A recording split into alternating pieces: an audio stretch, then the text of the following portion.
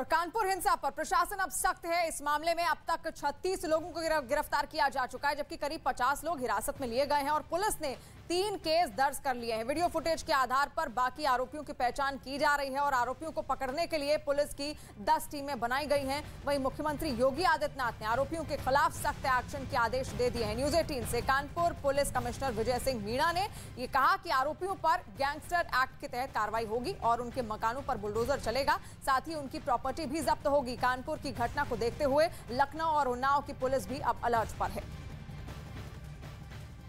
तो तस्वीरें आप देख रहे हैं 3 जून 2022 की तस्वीरें हैं और कहा यह जा रहा था कि अचानक से 2 गुटों में मारपीट हो जाती है। अभी स्थिति सामान्य है और पूरी रात्रि पुलिस की टीमें गश्त और भ्रमण करती रही। सभी जगह पर फोर्स तैनात है। सामान्य रूप से ट्रैफिक चल रहा है, दुकानें खुल रही हैं, सामान्य जनजीवन है। 3 FIR पंजीकृत कराई है, जिसमें अभी तक 36 लोगों को आइडेंटिफाई किया गया है। अभी भी जो हमारे पास टीवी फुटेज और फोटोग्राफ्स हैं, उससे अन्य लोगों को आइडेंटिफाई किया जा रहा है और इसमें लगातार दबिशें देकर अरेस्टिंग के प्रयास किए जा रहे हैं। और शुक्रवार देर रात तक मुख्यमंत्री योगी आदित्यनाथ ने कानपुर की घटना पर बैठक भी की, घटना की पूरी जानकारी ली और सख्त एक्शन की बात कही। अधिकारियों से मुख्यमंत्री ने कहा कि माहौल बिगाड़ने वालों से पुलिस पूरी सख्ती से निपटे और कोई कोताही ना हो। बिना किसी रियायत आरोपियों के खिलाफ कठोर कार्रवाई सुनिश्चित करें। हर सूचना यानी छोटी से छोटी सूचना को भी अधिकारी गंभीरता से लें। दोषियों पर जल्द से जल्द FIR के आदेश दिए हैं और साथ ही मुख्यमंत्री ने यह भी कहा कि चिन्हित किए जाए अवैध धार्मिक स्थल और वहां पर दोबारा माइक की आवाज तेज ना हो। तस्वीरें आप देख रहे हैं 3 जून 2022 यानी कि कल की तस्वीरें हैं और कहा यह जा रहा था कि जुमे के नमाज के बाद इस तरीके की स्थितियां वहां पर उत्पन्न हो गई। 2 समुदाय आपस में आमने सामने आ गए और ऐसे में माहौल बिगाड़ने की कोशिश वहां पर की गई। हालांकि 3 FIR दर्ज कर ली गई हैं। तस्वीरों में भी आप देख सकते हैं एक दूसरे पर पत्थर बरसाते हुए 2 समुदायों के लोग हैं और यहां पर माहौल बिगाड़ने की कोशिश थी। इसी वजह से तुरंत पुलिस को इसकी सूचना दी गई और पुलिस की कई टीमें वहां पर तैनात कर दी गई हैं। आज भी लगातार उनकी ओर से गश्त किया जा रहा है ताकि किसी भी तरीके से कोई भी अराजक स्थिति अगर उत्पन्न होती है तो उससे निपटा जा सके। और कानपुर के पुलिस कमिश्नर विजय सिंह मीणा ने न्यूज 18 से कहा कि आरोपियों के खिलाफ गैंगस्टर एक्ट लगेगा, उनकी प्रॉपर्टी भी जब्त होगी और बुलडोजर भी चलाने की बात कही है। हमारे साथ इस वक्त मौजूद हैं विजय सिंह मीणा, जो कि कानपुर पुलिस कमिश्नर हैं। सर, 18 लोगों की गिरफ्तारी अभी तक हुई है और आगे क्या कार्रवाई पुलिस कर रही है सर इस पूरे? देखिए, हमने सारे वीडियोस देख लिए हैं, फोटोग्राफ्स उनके आइडेंटिफाई हो गए हैं और उसके बेसिस पे काफ़ी नाम आइडेंटिफाई हो गए हैं। उनको गिरफ्तार किया जाएगा, उन पे गैंगस्टर एक्ट के तहत कार्रवाई की जाएगी। साथ ही साथ जो इसके अंदर उनकी जो प्रॉपर्टियां हैं उनको जब्त किया जाएगा और जिन लोगों ने साजिश करी है इस पूरी, उनको भी नहीं बख्शा जाएगा और जिन लोगों ने शहर का अमन चैन खराब करने का प्रयास किया उन पर सख्त से सख्त कार्रवाई की जाएगी। बुलडोजर और प्रॉपर्टी जो जब्त करने वाली बात है, ये क्या अब आने वाले दिनों में या फिर कल ही है? नहीं, ये हम पहले आइडेंटिफाई कर लें और उसके बाद उन पर कार्रवाई की जाएगी। हमारी फर्स्ट प्रायोरिटी ये थी कि शांति व्यवस्था जितनी जल्दी कायम हो और आप जैसा देख रहे हैं 1-1.5 घंटे में पुलिस ने सामान्य रूप से पूरा शहर सामान्य रूप से चल रहा है। सारा ट्रैफिक खोल दिया है, कहीं पर किसी प्रकार की परेशानी नहीं है। हम लोग सजग और सतर्क हैं और सुनिश्चित करेंगे कि जिन लोगों ने माहौल खराब करने का प्रयास किया उन पर कार्रवाई हो।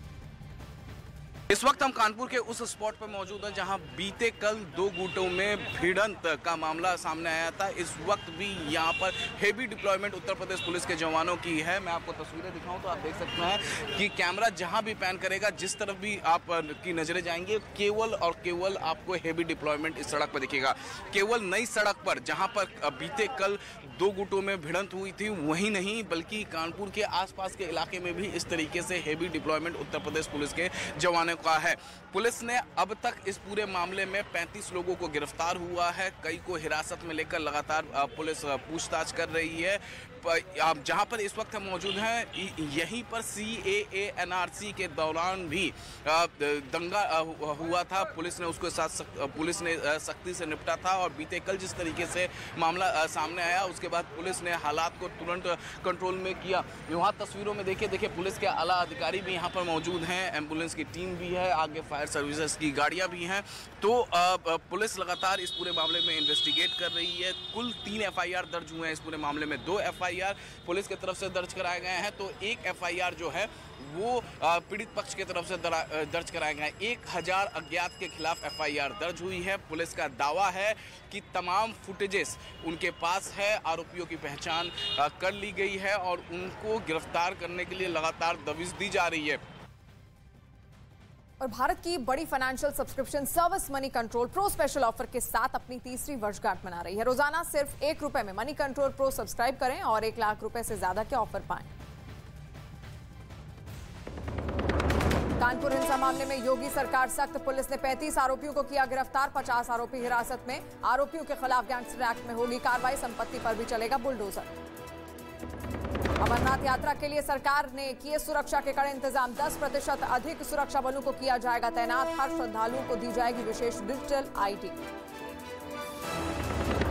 आज चंडीगढ़ में बीजेपी पदाधिकारियों के साथ बैठक करेंगे गृह मंत्री अमित शाह, कई परियोजनाओं का करेंगे शिलान्यास। मूसेवाला के पिता से भी कर सकते हैं मुलाकात। Multiple launch rocket system Ukraine को दे रहा है, बल्कि वो उसे चलाने की ट्रेनिंग भी ज़ेलेंस्की के सैनिकों को देगा। इसके साथ ही ब्रिटेन ने यह भी साफ कर दिया कि रूस को मात देने के लिए वो आगे भी यूक्रेन की ऐसे ही मदद करता रहेगा। वहीं यूक्रेन की सेना ने एक वीडियो जारी किया जिसमें उसके सैनिक मिसाइल दागते नजर आए। ज़ेलेंस्की की फौज का दावा है कि उसने S-300 PT air defence system का इस्तेमाल कर रूसी सेना को भारी नुकसान पहुंचाया। और जो वीडियो उसकी तरफ से जारी किया गया उसमें कुछ जवान मिसाइल हमले की तैयारी करते दिखाई दिए। सैनिकों ने रडार की मदद से सबसे पहले अपने टारगेट को लॉक किया और फिर ताबड़तोड़ कई मिसाइलें दागी, जिसके बाद पूरा आसमान मिसाइलों के शोर से गूंज उठा। यूक्रेन ने दावा किया कि उसने अपने S-300 PT air defence system से रूस के कई ड्रोन को पूरी तरह बर्बाद कर दिया।